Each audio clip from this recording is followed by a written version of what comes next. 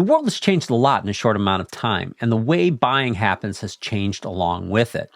Today, we live in an attention economy, and getting your message out can be really challenging. So we're going to talk about how one company is capturing that attention share.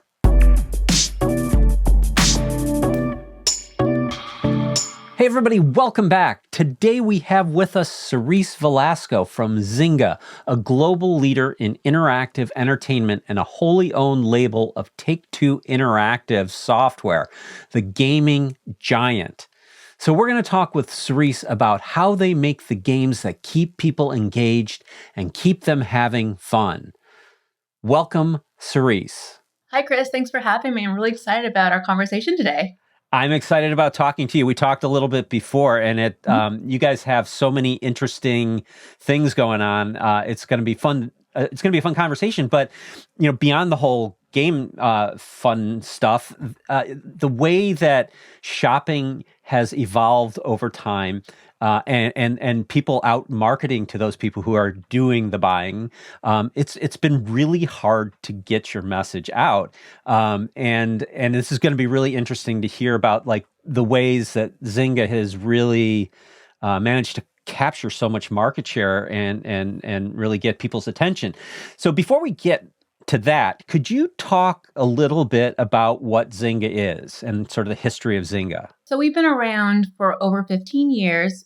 Primarily started back in the day, if you think about it, like back in Words with Friends and Farmville on the Facebook platform. And then probably about 12 years from ago, we started with the mobile devices. And so we've actually moved on. So we still have a little bit of that legacy on the Facebook platform, but we're primarily mostly mobile, basically bringing entertainment to our clients across the world through the power of mobile games. Well, and I think certainly Words with Friends was like wildly popular, and I think most people recognize that title. And you started off on Facebook, you say, but like was Facebook in sort of mobile use, the smart device really kind of evolved together, and I think one couldn't have made it without the other, and now you are just this sort of mobile juggernaut, if I might say, with a ton of games out there. Was that sort of always the intention to just be this bigger, broader platform with more and more games? Is that sort of like the initial vision? I think for us, gaming is what it's our truer nature, right? We're the number one mobile gaming our company in the world. Yeah. And with that, the ability to own your own titles and really grow the business and make sure that we're having sustainability is important to us. We, through acquisitions, is probably a large way of doing that, as well as building custom games that we create for ourselves, as utilizing IPs, such as ones that we recently launched with Star Wars Hunter this year and Game of Thrones. Ooh. Big titles. It's helped us sustain our strength within the marketplace so much that we got acquired about 2 years ago from Take-Two, and that hopefully will get us into our next evolution of what the mobile gaming space will look like and how that console element will be incorporated as well. So do you think you're going to end up doing console games with some of your titles? I could see a future where there's a combination of both. We kind of started that off with our Star Wars Hunters, where it was the first free-to-play game that not only can you play on your mobile handheld device, but also on your Nintendo Switch. So I think in the future, you're going to see more of those kind of collaborations between the mobile side of the business and the console side. I think I'm going to have to check that out, Star Wars Hunters. The last time I played a mobile Star Wars game, I got sucked in for way too long. So that's the problem. I think, it really brings joy to people, gaming just as a whole. Yeah. And anyone can game, right? I think the misconception within the gaming space that it's young kids that do that, but it really is kind of everybody, just because you have a mobile device in your hands and there's the accessibility there. Well, yeah. So let's talk about like, I mean, gaming, when I think about the gaming market, it all seems so counterintuitive. And I know everybody plays games and everybody's sort of obsessed with their various gaming platforms and things like that. But, when I look at like music and I look at, the movie industry, it's got so much hype. And I'm like, wow, it's like the fabulously wealthy celebrities that make so much money off of movies and things like that. And then you look at the gaming industry and it's like, everything else is kind of not even a blip on the on the radar of the gaming industry. From a revenue standpoint, it's huge. It's crazy to think about it. Oh yeah, it's huge. It's movie and music is actually smaller combined than gaming as a whole. Now there's multiple different facets of gaming, right? Like you've got your console, you've got your PC, and you've got your mobile, which is more of that casual gameplay currently now. And that actually is even bigger than the console and the PC side together. It's crazy when you think about it. I think it's like $92 billion is expected to be in revenue within the gaming atmosphere. And 67% of that is actually coming from the mobile gaming side. So it's huge. And most of it actually is kind of free to play, which is, I think, one of the reasons why you have that accessibility and why people are doing it more, because the really investment that you're doing into it is your time. Now, don't get me wrong. There's ad supported. It is one of those things that happen. Not all games have that. And some are, solely subscription based. But in the end, it really is something that I like to call found time, where it's just moments in time where you can spend 2 to 3 minutes here as a parent, as a mom, picking up my kids from baseball practice or dance practice or every activities my kids are doing, and I have just a couple of minutes before they get out, I can just quickly play a game with Words with Friends, and it's not going to eat up too much of my time. Yeah, and if you're not doing that, you should be watching YouTube podcasts. I would say. Yes, exactly. See, for sure. This is why I have a hard time getting an audience, right? It's like I'm competing with the likes of your games. I can't. People love our games. They're spending 6 hours a month playing games, and literally in bite-sized portions. So I don't know about if you're a gamer specifically, but me, I think my favorite time is in between picking up my kids and like right in the beginning of my morning, just to make sure, like, oh my gosh, like, what's has somebody on Words with Friends played me so I can play with them back, or at night when I just need to unwind for like a hot second. Yeah, no, it's great, and like you kind of hit the nail on the head there, because I spend so much time driving my kids from place to place and waiting for them to come out and waiting for them to go in. It's just like, that seems like half of my day. I could spend half my day playing video games, on my phone. How about that? Don't tell my husband. I always tell him that I'm actually working, but I'm testing new games out. So technically I am working. That's right. That's right. It's a fun job. So I can't complain about that. You got a great job there. So, I mean, it's interesting. I mean, like, gaming is super relevant. And if you want attention share, that is the place to go for it, really. Exactly. And we were talking a little bit about how you make money, because you mentioned it's like ad supported, and it's these are mostly free games, and I will also mention that I think the other thing that's interesting about what you guys do is you're generally family friendly gaming content, right? I mean, is that fair to say? Exactly. It's fair to say we build games for adults, but I will say, if you look at our slew of 150 different titles, we have very brand safe environments. And I think that's why a lot of advertisers want to work with us, because there's no questionable content. There's no UGC coming in. It's all very safely built. So I can give my my twins that are 8 years old my game and not worry about the content that they're interacting with. Not that somebody's going to creepily, try to talk to them or anything. It's a very, very brand safe space. Yeah. And I would imagine also you're probably vetting your advertisers, and having high quality. We have a very strict list. Yeah. We can work with. Yeah. So obviously, like, if you want to get your message, and I assume, we're talking, you probably land much more in the consumer marketing space than you do like kind of B2B kind of thing. But I would imagine there's opportunity to do B2B too.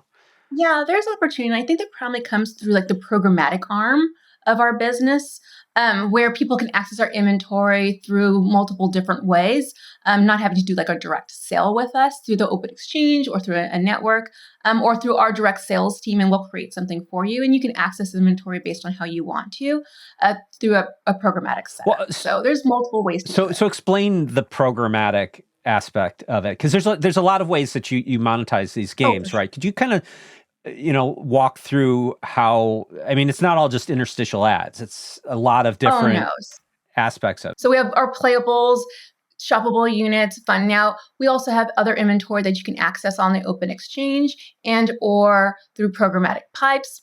And so that's an area where more of that B2B can play in, because there's not a specific commitment that they have to run with us.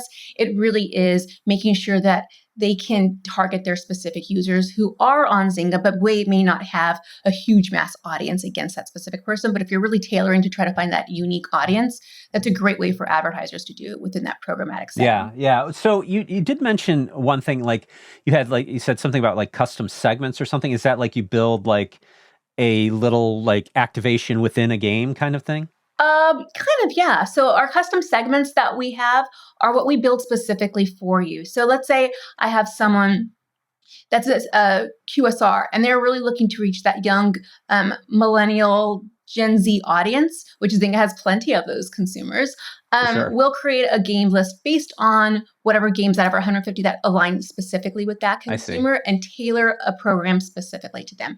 We'll also incorporate custom units that we build to make sure that the messaging that we're delivering to them aligns with what that consumer is looking for. And so that kind of helps us create those custom segments for them. You mentioned kind of the demographics of, like you've mentioned, people waiting to pick up their kids and things like that. Historically, gaming was male dominated in like the console and computer gaming world. And, that was very, we all remember Gamergate and all the bad, toxic behavior. But gaming, and especially mobile gaming, right? That demographic has shifted a lot, right? Could you speak a little bit to like what that demographic looks like nowadays? Sure. So as a whole, gaming probably reaches about 36 is on the average age for gaming. Of that, 51% of gamers are female. And the primary focus where those people live is within the mobile space. It's that casual fun enjoyment that they get from it, kind of like as I was talking about before, in between trying to pick up your kids from, soccer practice or whatever the case may be. And on Zynga, we actually have 64% of our audience is female. It's not to say that we don't have a nice male audience. It's just we have over 150 different games. So each game is going to be tailored to a specific kind of person, and some are more general market. And that's kind of where that aligns. So if you wanted to reach males, like our Star Wars Hunters is like a perfect example. But if you want to reach females, that High Heels example and or Match Factory, which is my absolute favorite one and I'm addicted to, that would be like your good female game to go after. Well, so, I mean, that's interesting because like you literally are hitting like the sweet spot in that market segment, for like the right demographic for buyers. Cause I mean, and women are, in terms of consumer goods, I would imagine like a very, focused and good market to try to hit, right?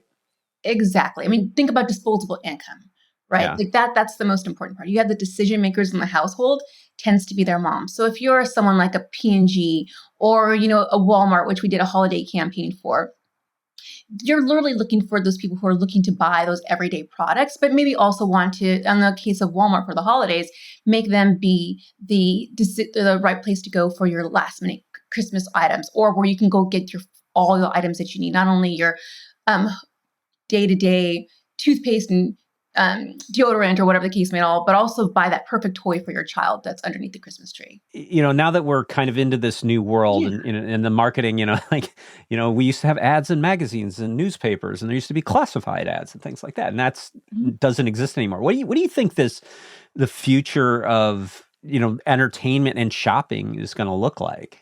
Every buzzword that you hear out there in the space when it comes to tech is relatable to the gaming space. So you think AI, like how is AI going to help within the gaming environment? Well, AI is a perfect example of, as a casual gamer, especially when you're talking level after level, and it doesn't take very much to finish a level, you want endless levels that you can do. So AI can help you with that. So that's another area that you're going to see like technology thrive and make those games endless. So you can always continue to play and you don't ever have a downtime. Another area would be purchasing, right? Like how you can go ahead and purchase products within there. So similar to think of when you're watching a movie and you see product placement. You'll see product placements within in games too. The difference is in a movie, you can't really click on something to buy it, but in a video game, you can, especially within that mobile space where you can actually click on something like, ooh, I need to buy that product. And you can go directly to the shopping cart of whatever retailer that is, or go to, a website for someone who's promoting the new shoe, a new Nike or shoe, something along those lines. You can click there, learn more about the product, and go from there. So that I think is what's really exciting about the mobile gaming space.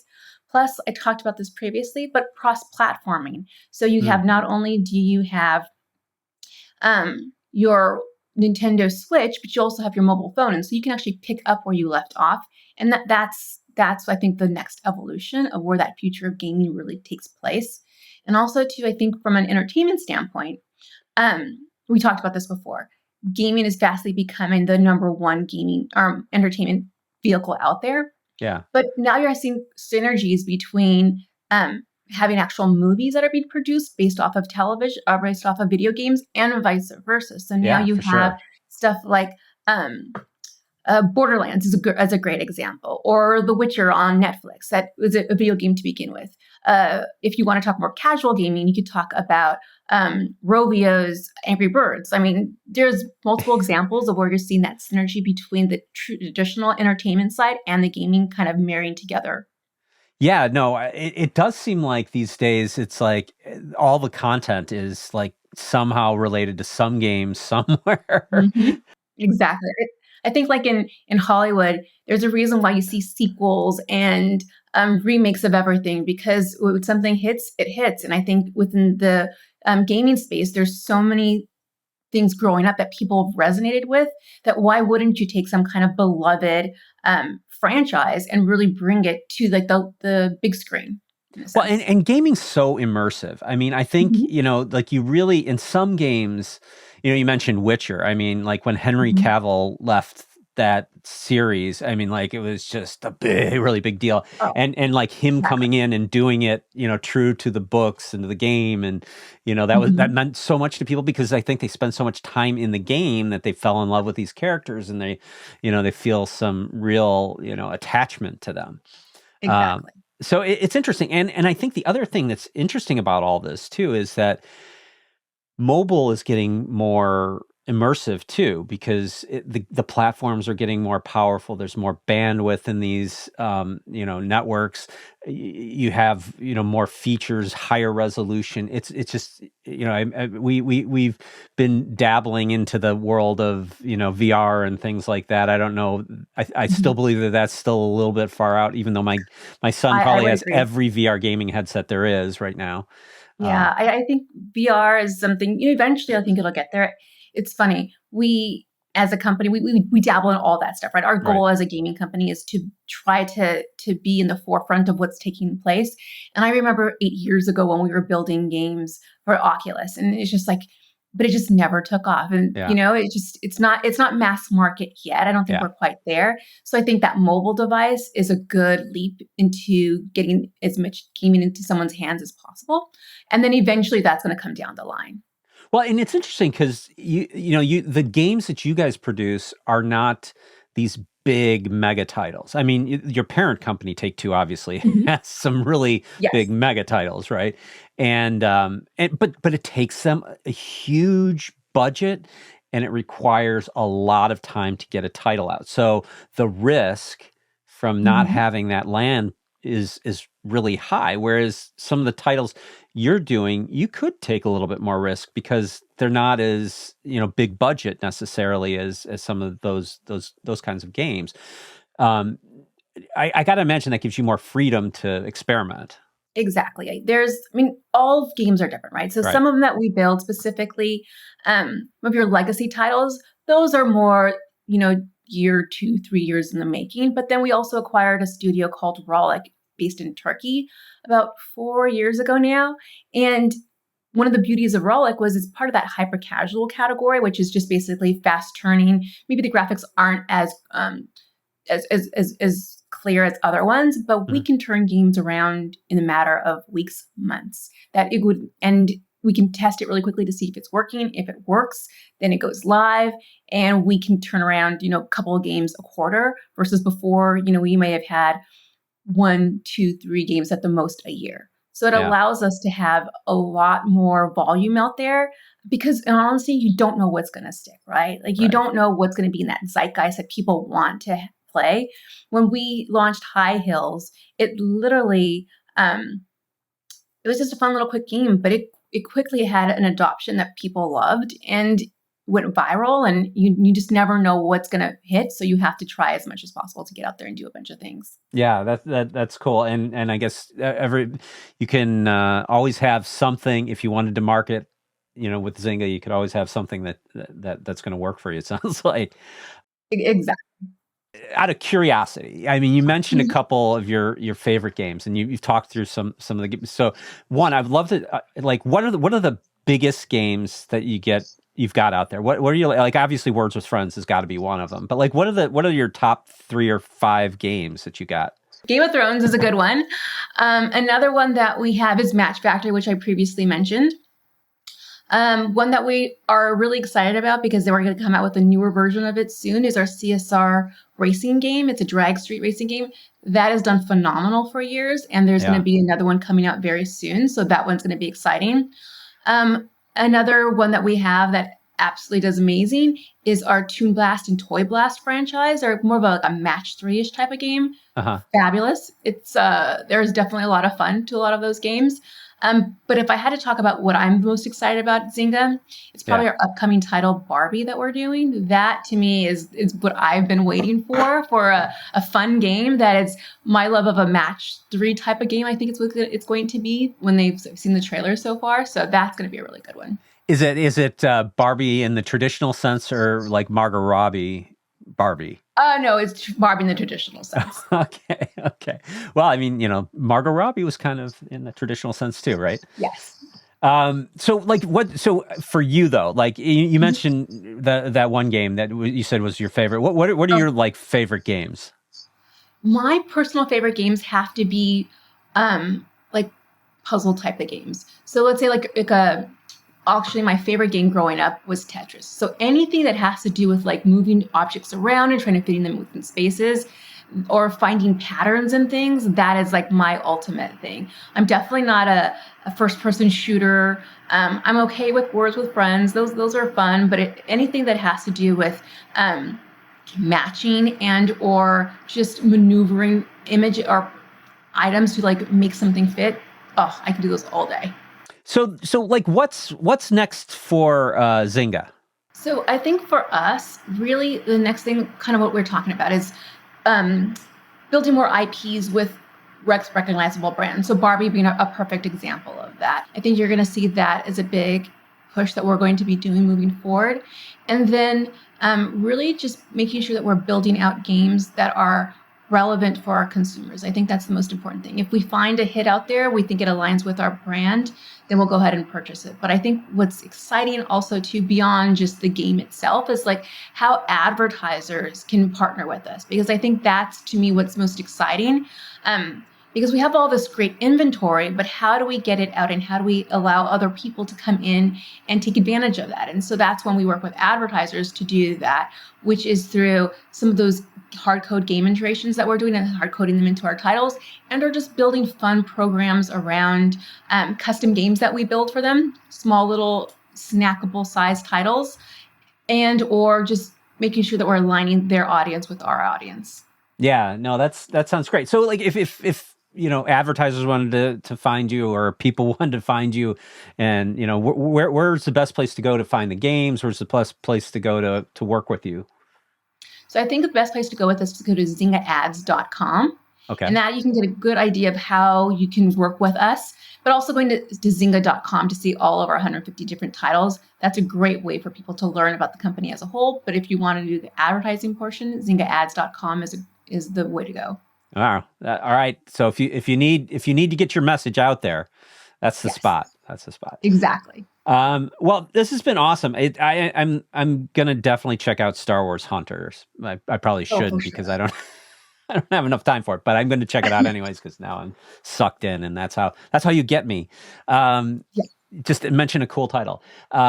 Yeah, so it just sounds really interesting. I know, like some of the games, I've played some of the games over the years, and it's been a ton of fun. So really looking forward to all the next stuff you guys have coming out, and congratulations on your success today. Congratulations by being picked up by Take-Two. I mean, that's obviously no small doings. That's a Yes. pretty big organization you're building there. So that's definitely exciting. And thanks so much for being on. Really appreciate it. Wonderful. Well, thank you for having me. Thanks for watching. I'd love to hear from you in the comments. And if you could, please give us a like, think about subscribing, and I will see you in the next one.